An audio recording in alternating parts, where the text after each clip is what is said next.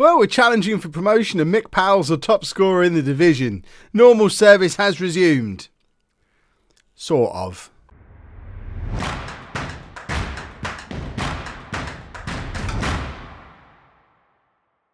Hello and welcome to part 38 of It's Coming Home. I'm Kev, and coming up on today's episode, we're away against Torquay and then at home against Billericay, both in the Vanarama National League. Since you were last with me, this is what's happened. I mean, it's not our normal dominant, all-conquering form. We did have a nice run of 5 games undefeated, in which Mick Powell scored lots of goals. We then had 2 games without a win, where Mick Powell is still scoring goals. We did get absolutely smashed by Halifax before drawing at home to Kidderminster. I think we were a little bit shell-shocked from that result. This is what the league table looks like 8 games in. I know it's very early to look, but we are in the playoffs. The top 7 are all in the promotion picture in this league. So I think it's, as long as we stay vaguely in touch, there's the chance of a late playoff push. I'm not expecting promotion this season. A late playoff push would be quite nice though. But what's even nicer is the man who wasn't expected to be good enough for this level. He's not in the media Dream 11.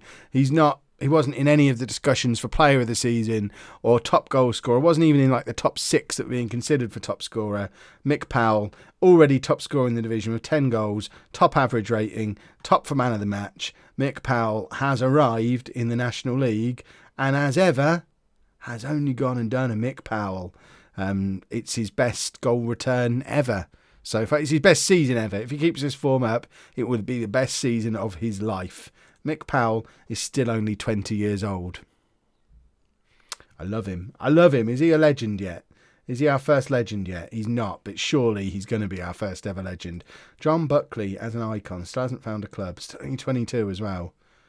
Do you want to sign a contract now, John? I don't know if you're good enough to... No, still not interested. Looking for a new challenge. Just going to retire. It's Cedwyn Scott all over again. Right, this is the team anyway that we're going to be playing against Torquay. We're going with Civita in goal. A back 4 of new signing Harris. Sean Harris, number 70. I know you'll like that, a lot of you. He's a centre-back who can also play full-back on either side. He's playing because, what's-his-face, Critchlow Noble is injured. Or suspended. He's not available for whatever reason, and we don't really have a backup left back. So Sean Harris is going to play his first game at left back for us. He's played a couple of times as a centre back for us already. What is actually wrong with Critchlow Noble? I picked this team last night.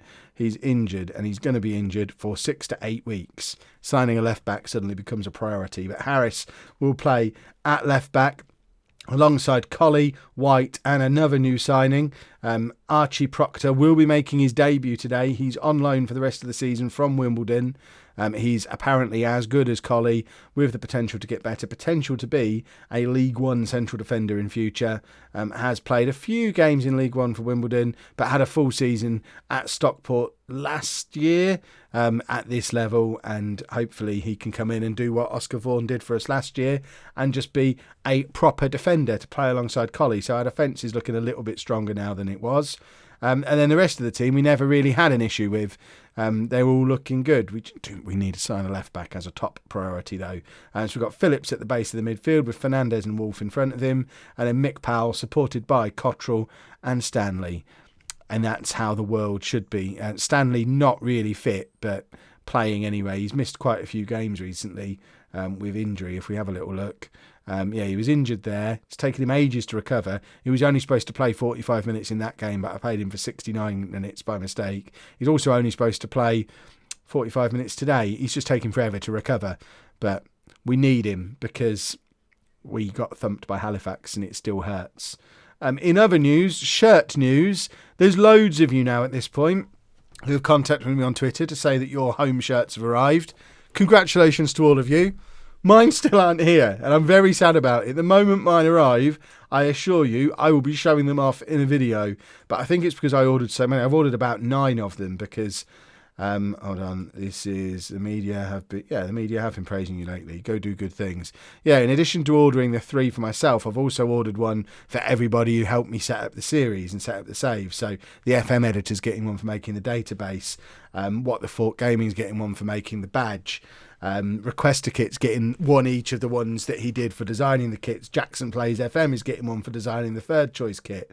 I feel like there's probably more that I've ordered, that I've promised to people. If anyone else was instrumental in setting this up and I haven't mentioned you just then, I am sorry. And I did order you a shirt if I promised you one, but I can't remember anyone else off the top of my head. But they were obviously the big players in getting this up and running. So I've ordered a big bulk of them. So I guess that's why my big pile of shirts is taking a little bit longer, because it's probably quite a big package. And I don't know. I want my shirt. So Civita, I don't know what he was doing there. I have no idea what that man was just doing. He's supposed to be one of the best goalkeepers in this division. Let's have a little look at this nonsense. So it's a free kick that he plays to Collie. Collie plays it back to him.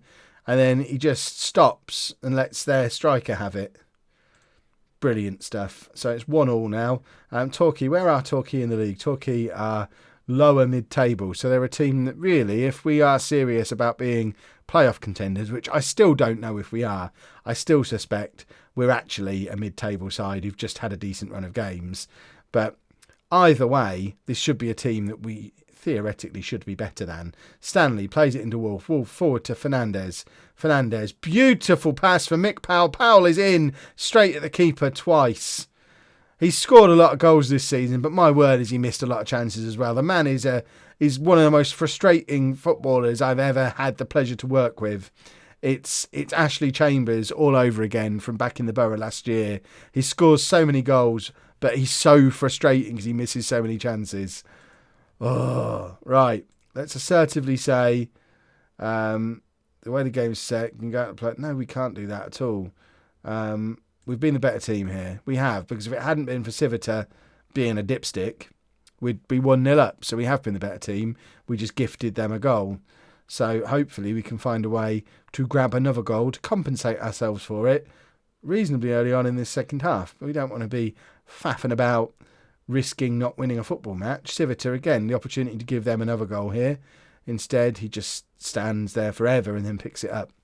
It really troubles me that we've got a 70 and a 71 in our defence. This is what happens when you've got such a big squad of non-contract players who haven't played for you since the Northern Premier League, but are still knocking around the club and all got squad numbers in the summer. So when you bring new players in, they have to have stupid numbers. But nothing wrong with a stupid number. I think I've officially decided I'm never changing people's squad numbers either.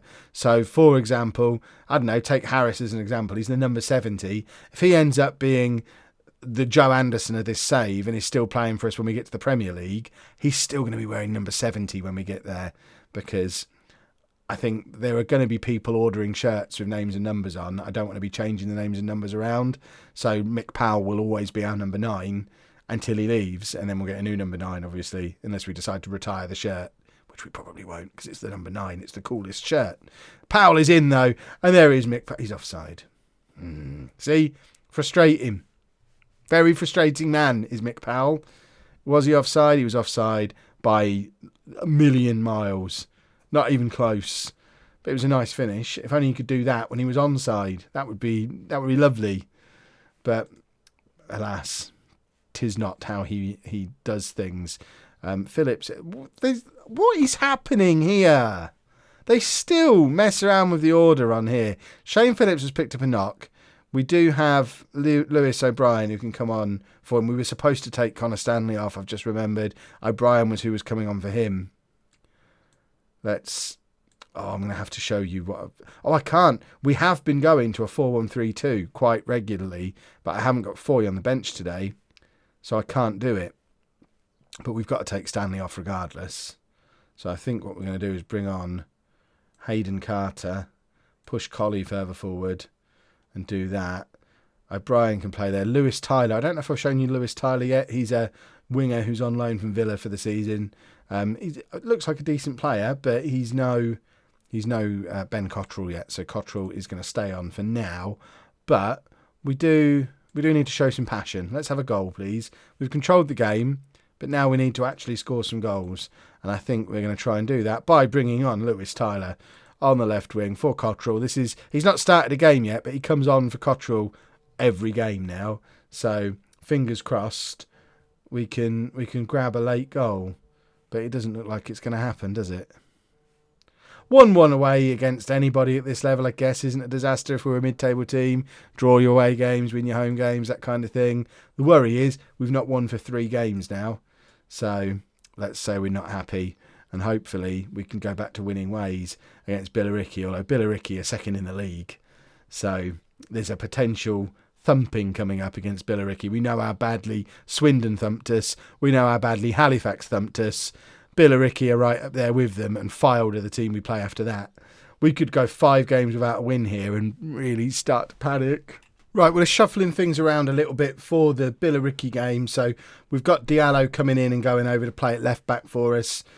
We've got O'Brien coming in for Phillips to play as the holding midfielder. And we've also got Tyler coming in on the left wing in replace of Cottrell. We've got Harrop and Foy coming up onto the bench as well. So we've got some proper attacking substitutions to make. And fingers crossed, the combination of all of those means we'll be a little bit more competitive against Billericay than we have been in our recent matches. We weren't really, really poor against Torquay, but we weren't very good either. Let's do the huge underdogs thing again. That always worked last season. On our cup run, it worked. And Billericay are a team we absolutely wouldn't have been afraid of on our cup run last year. We would have been convinced we'd just cruise past them. So maybe we can cruise past them again. We've got a penalty. 2 minutes on the clock. Fernandez is fouled in the penalty area. And it's Mick Powell to take the penalty. Can he grab his 11th goal of the season? He can. And let's hold on. Just cling on to this now. Blow the final whistle. 1-0. 1-0's great. By the way, do you remember in the last episode just how full the home of football was? Well, no one came back. We've been getting maybe 300 people in here since then. You can see so many empty seats. We played so well with so many people in. It was our record attendance, all-time record attendance for a home game as a club, because Kiln Park last season had a capacity of 3,000. To get 3,500 in here was very, very special, but now we get about 300, and it's very sad. And I don't know why. Before every home match, we get the media report saying, home braced for low turnout. Well, we're not playing really badly, so it's not that we're getting a lower than expected turnout. We're getting similar attendances to what we got last season. I just don't understand why we got so many for the first game of the season. I know it was the new ground opening, but you'd think, playing as well as we did with the new ground opening, that 500, 600 of them would come back. We've got the same amount of people coming to our new state-of-the-art stadium in home as we had travelling over to Raunds last season to watch us play the division below. And I don't get it. Right, we want to avoid complacency. Always avoid complacency, because we're doing well. Let's not go mess up. And I realise that's probably not always the best team talk to make, but I think it's the one I'd make in real life. Just don't mess up now, lads. You're doing all right. Don't mess up. I've met you before. Civita, come here. Remember last game? Don't do that again, you numbskull. Right, we need to be thinking in terms of, this has been a scrappy game. Both sides picking up a lot of yellow cards, and I think we need to be thinking in terms of making some changes sooner rather than later. See, Colley doing his best to mess up, but Proctor's there to cover, plays it forward to Wolf to White.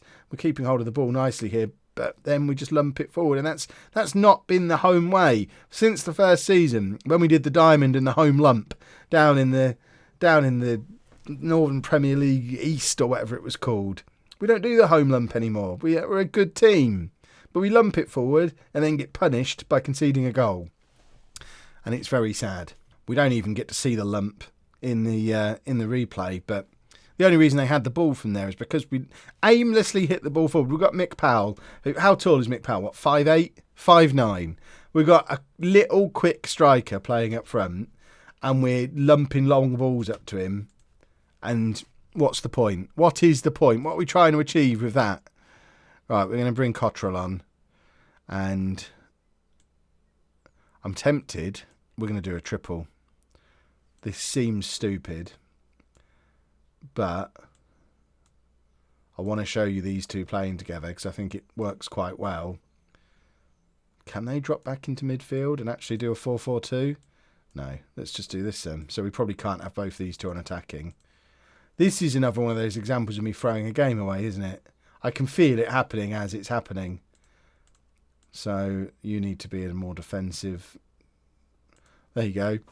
That's the worst midfield anyone's ever seen. I know what I've done wrong here, but I'm doing it regardless because I want to show you Foy and Powell together.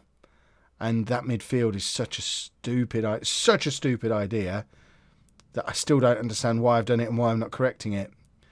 Diallo plays it forward. See, if we're going to lump it forward, we may as well lump it forward towards the big man. We've got a big man there alongside Powell, 2 good wingers either side of him. I guess we should probably change the instructions a little bit. We're still trying to control possession, but with a 2-man midfield. But, right, hold on. I'm going to be sensible with the midfield. I can't sit like this any longer. Get out of the way. So, you're just going to be that and you'll like it. You're just going to be that and you'll like it. And you'll just have to both like it. Can Cottrell come back and play in midfield?